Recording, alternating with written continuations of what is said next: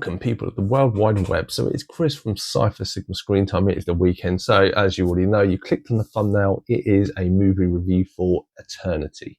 So this is the new movie from director David Fainer, if I've pronounced that right. Previously, I've not known any of his movies. He has done movies called Dating, Amber and The Cured from 2017. This looks like a zombie movie. Looks like it could be a bit of fun.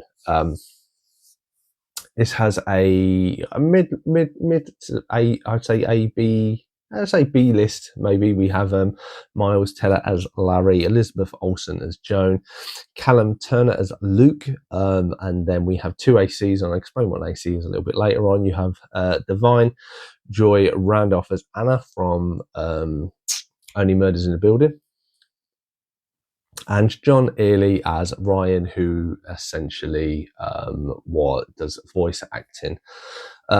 Story of this premise, or the premise of this film, which is you have a couple end up in what is a junction. So when you die, you end up on a train. You get off this train, you go to this luxury apartment, and it's like these American conventions. You have 7 days to decide which eternity you want to be in. So each eternity is designed. You get 7 days. After those 7 days, you have to choose an eternity, or you stay in this in-between world to stay in a crappy apartment where you work for whatever reason. If you want to stay, the movie revolves around this happily married couple for 67 years. The husband dies first. A week later, the wife dies. When they turn up, the husband makes his decision to move on to an afterlife, expecting his wife might be a little while, even though he knows she has cancer. When she turns up, she is confronted by her first husband, who died 67 years ago, and she has to make the decision of which person to go and which eternity. And this is the whole conundrum of this story.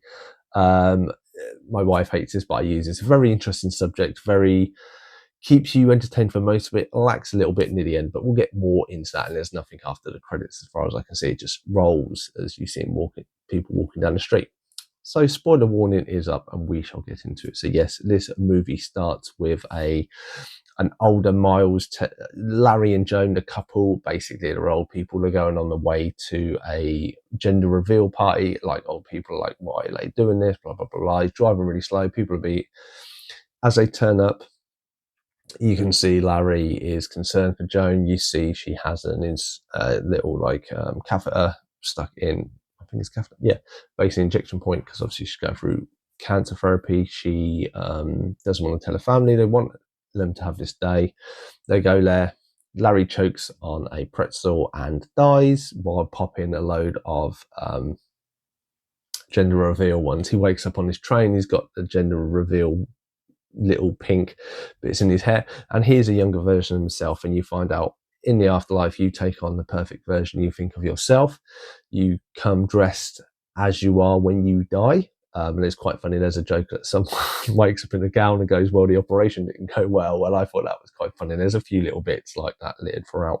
He gets off the train. You go into this big kind of open area, and then you basically meet an AC, and your AC is your assistant. He explains that you are dead. You have 7 days. You have to pick an eternity to go to, and this is where we meet Anna. Anna is Larry's one. He goes for these 7 days. By the end of the 7 days, he decides, Anna's not, he doesn't know how long Anna will be here. He decides to leave a note. He gives it to Joan, he gives it to Anna. Anna says, no, that's against the rules. You're not allowed to leave notes or anything.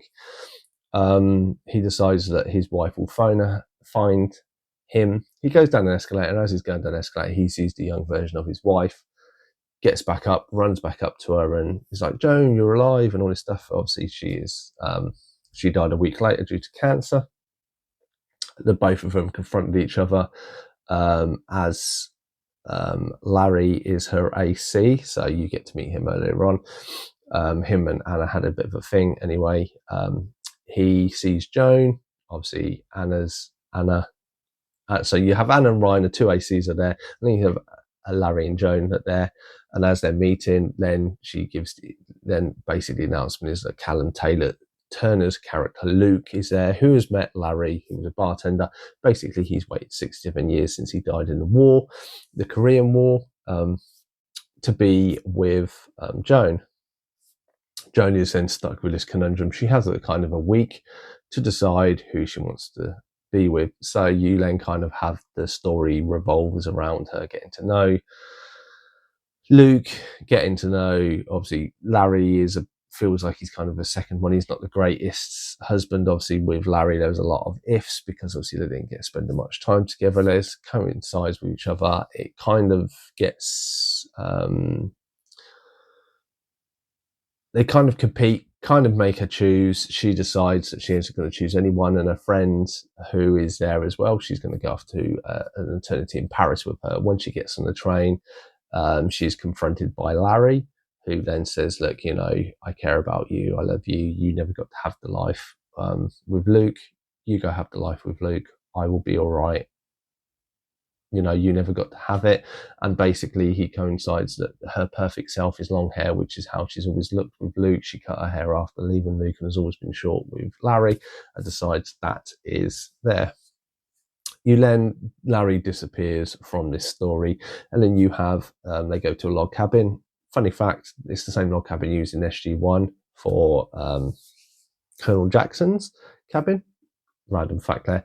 But essentially this is where you have Joan and Luke living their life of what could have been in what they feel is their perfect world. As you start to grow on, Joan obviously starts to miss Larry and miss all the things about Larry, because obviously as she learns with Luke hasn't experienced all of these, but she's experienced quite a lot of them, so they aren't as exciting as she thinks, and obviously she reminisces and stuff like this, and to the point there's a confrontation between her and Luke basically helps her. There is a way to leave it through these red doors, but they say if you leave through these red doors then you don't get that's it, you are kind of taken. So Luke helps her, she escapes back to the middle range, she's met by the two ACs, and then she is given the kind of realization that Larry then took on Luke's job and has stayed in the afterlife, because obviously there's nothing for him without her. The two reconnect, and then they go off and have their kind of happy ending at the end. What did I think of this movie? I rate this movie 6.3 out of 10. In the beginning, it's really good. As I say, there's little anecdotes that are littered through there. There's somebody with a skydiving, it's a very great concept, and it's something I don't think has been done in film before, which I commend, the director and A24, who the studio did this for, coming up with this and producing this to a film. Throughout it, trying to put myself in that person's perspective, I would be taught you would have all these memories of this person, but you have the unknown. You can have even a better life with this person. And then kind of you follow Joan, Elizabeth Olsen's character, and her mindset as the film goes on. And I think it does it really well, of that you understand of stuff and you kind of sympathize with her and understand everything she's going through, and you are conflicted, and you do feel at the point of when she goes, I want to be on my own. That's kind of how you are feel. Now when you go with Luke, you are in that mindset that you're experiencing all these new things with Luke, and they are wonderful and magical, but you've had 65 years with this person, and there is so much connection there that you cannot get away from that. And obviously in this instance, even though there were good times and bad times, it's still, that's what she misses, and Luke can't unfortunately replace that from her, so that's why she decides to go. The thing for me of the getting through the red doors, going back and then finding her, it felt a little lackluster in it. Like, she does meet him, she does upset, but I don't know if there was something off. I don't know. It just felt like it just wasn't as powerful as it should have been. And then getting their final ending, like it ends with them walking down the street, which I almost spoiled in the very beginning. But it needed like more emphasis behind it, of, even though he stayed, I don't know if maybe it was, there needed to be dialogue or something. There just needed to be a little bit more, pizzazz, so to speak, to it, to go, oh my God, yes, it's amazing, I'll live back together, I can't wait, and something like this. And then them being able to go off into their one, I'd say the ending just felt a little lackluster, which is why it's only like early 6s or so. If it had a better one, it definitely would have been 7 or something. But, the director's only done 10 films or 10 film series episodes, stuff like this. So they are new. quite cast. I cannot fault them. Really brilliant casting across the board. They all really worked really well, and the jokes and stuff like this. As I say, it just was that ending that needed better. Have you seen the movie Eternity? Let me know your thoughts and feelings in the comments below. I'm Chris from Sci Sigma. Hope you have enjoyed this movie review. If you're new, if you've come along to this movie review, you enjoy it, you think you might like more, please do click that subscribe button. It does massively help the channel.